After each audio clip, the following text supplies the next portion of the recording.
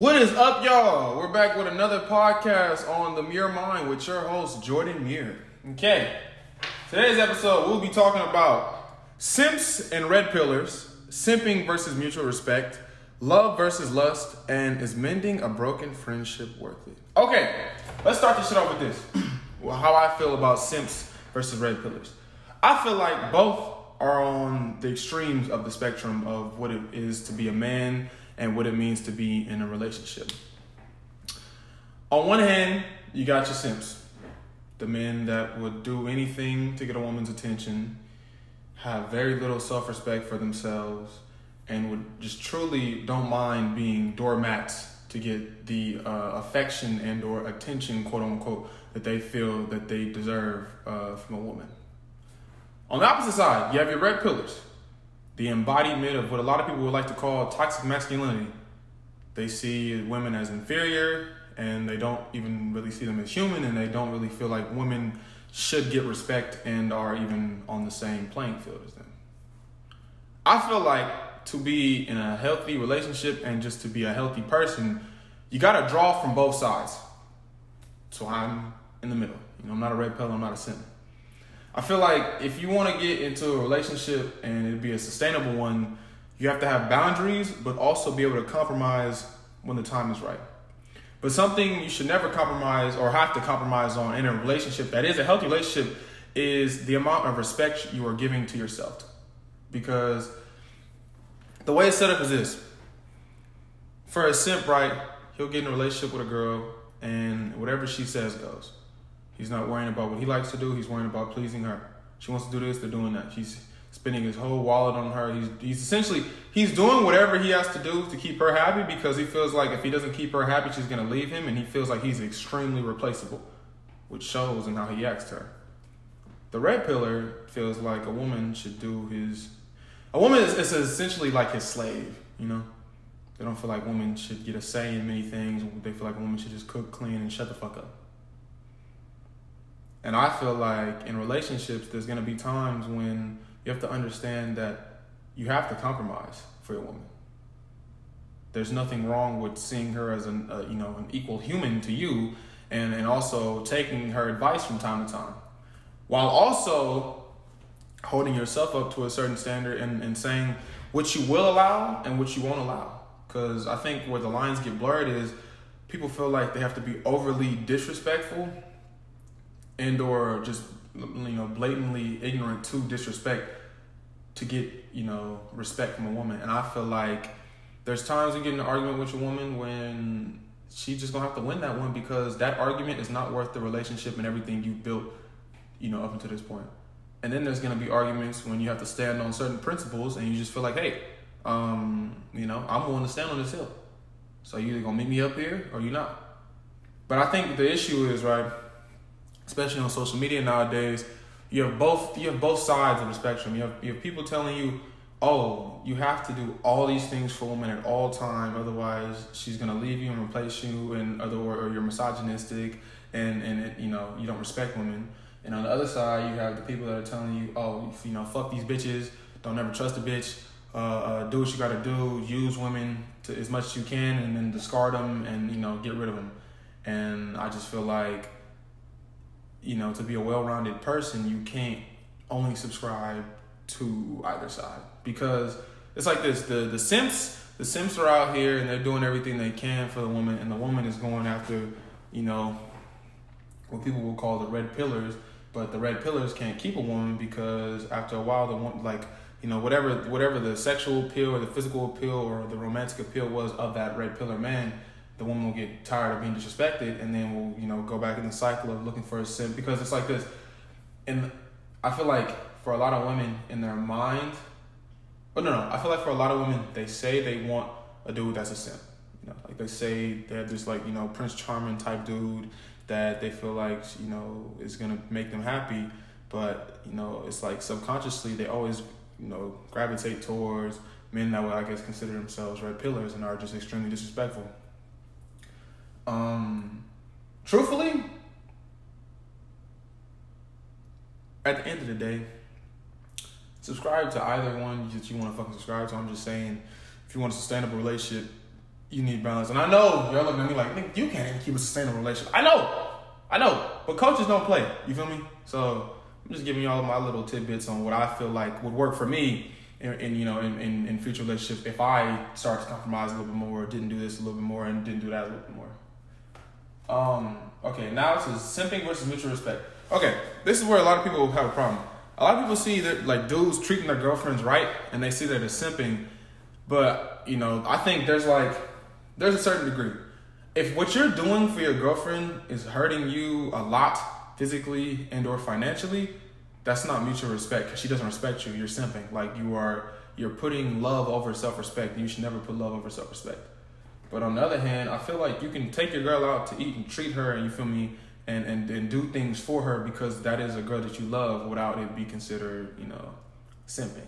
And I feel like nowadays, with social media, you can either, if you treat a girl too nice, you call it a simp. If you don't treat a girl nice enough, you call it an asshole. So, I mean, honestly, you just got to get in a happy medium and understand, there's going to be times when you and your girl don't agree on shit. But that's what's really going to test the relationship. Because if it only takes one argument and then y'all break up, I mean, truthfully speaking, y'all was never really meant to be together in the first place. And on the other hand, if the argument is just constant, and you always let her win because you feel like, no, fuck that. Arguments aren't meant to be off who wins and who loses. Arguments are meant to are meant for two people to come to an understanding and find a solution. And I think that's where a lot of people fuck up in relationships. You're not getting into this, this verbal disagreement to be a fucking winner, or a loser. You're trying to, there's a problem at hand, and I feel like both minds are trying to find, a common solution. And I think that's where a lot of people fuck up in relationships because they'll get into an argument, and then by the time the argument's over, you don't even know where it really started from, and you know what it ended by because you know that, when it started, it was, trying to find a solution, and then at the end, you get into a shout match and it's trying to see who's in charge and who's not in charge. And I think that's why a lot of relationships really get fucked off. And, but also this a lot of people do is like, don't just continuously let someone disrespect you. Like, it's all good to find, come to a common agreement, a common accord and shit like that. But it's like, if someone is actively disrespecting you, you got to start looking at yourself and looking at the relationship and ask yourself, is this relationship worth what I'm going through mentally? I feel like if you're in a relationship, you should never go to sleep angry at your partner. This is going to be nice when you go to sleep, with disagreement on your mind, and you might not be the happiest with your partner, but I feel like you should never go to sleep and wake up angry at your partner. I think that's how you definitely sow the seeds of anger and also just, foul play in your relationship. And I feel like relationships that deal with that usually do not last the longest.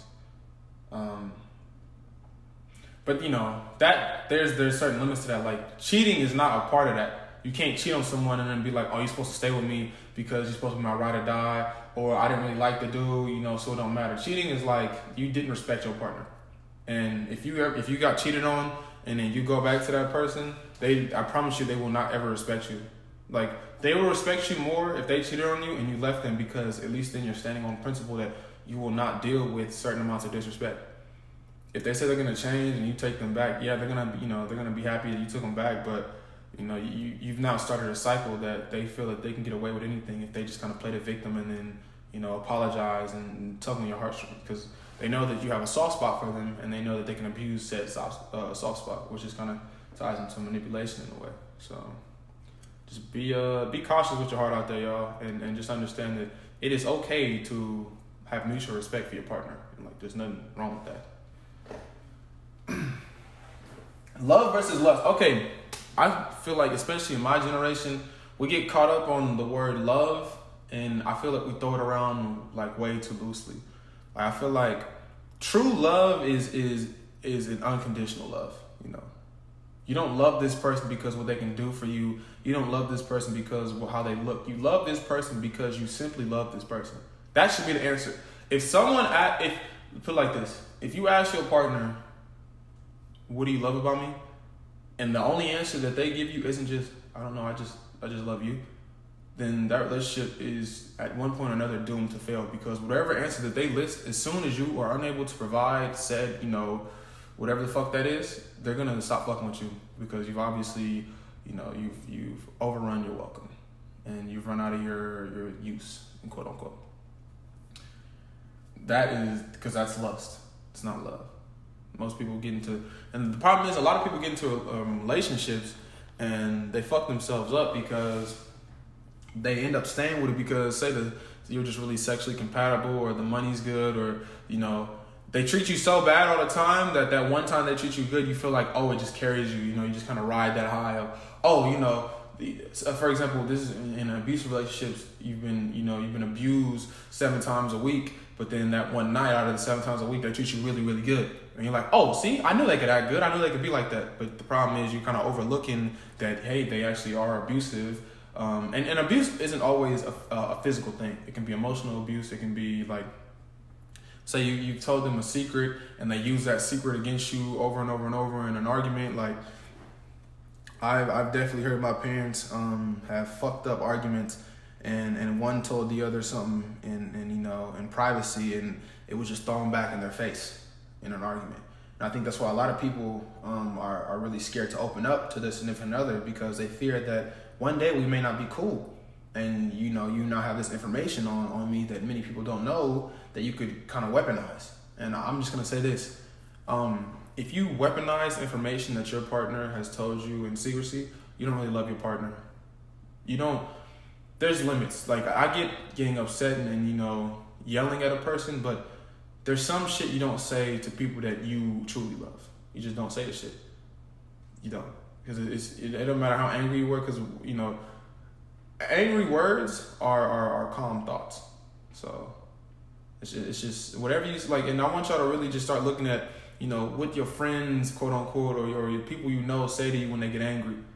That's some shit they've been thinking. That's not just something that just popped in their head and they've been like, oh yeah, I'm gonna say this. No, they've been sitting on that and they really start to believe what they say. So just be careful on the information that you give out to people, and also just be careful on what you say to people, and don't say nothing that you wouldn't.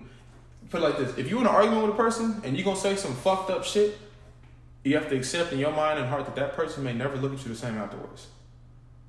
And they don't owe you that. They're not supposed to look at you the same. If you say some shit that they told you, in confidence, and you throw that in their face, and they don't want to fuck with you no more, that's on you, because you fucked up that opportunity. Apologies can do this. I mean, and even myself, I've been in situations where, I've been arguing with what I felt was a loved one, and in a stroke of anger, I said some really fucked up foul shit, and they never forgive me for that.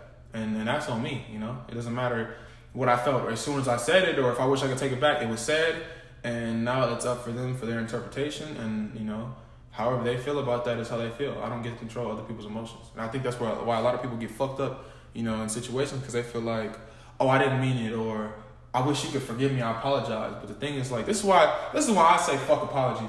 If you felt sorry, you would have never said the shit.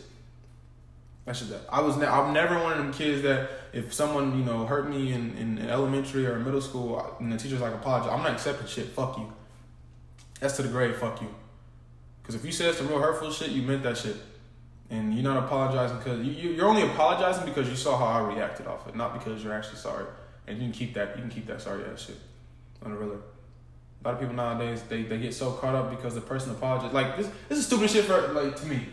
A person will get cheated on a relationship, and then the person will come back and be like, oh, I'm sorry, it should have never happened, and you'll take them back. You dumb as fuck. You're dumb as fuck. If you get cheated on in a relationship and you take that person back, you're going to get cheated on again, and I don't feel bad for you, because you had an opportunity. The universe gave you an opportunity to leave that situation, and you still felt that. You let your heart overtake your mind, and that's how a lot of people get fucked up in this world. Your heart, it's not the most logical organ in your body. It's just not. It's not the most logical one. So you gotta just be real cautious with that shit. And if a gut feeling, listen to your gut, y'all, too. That's a lot of things. There's many times in my life I've been fucked up not listening to my gut, and I had to pay the consequences. So just when you really get an uneasy feeling about a situation or a person, just really listen to your body, because your body is usually it's trying to protect you. So it's really gonna put you in a situation where you're gonna be like, damn, my gut was wrong. Your gut is rarely ever wrong.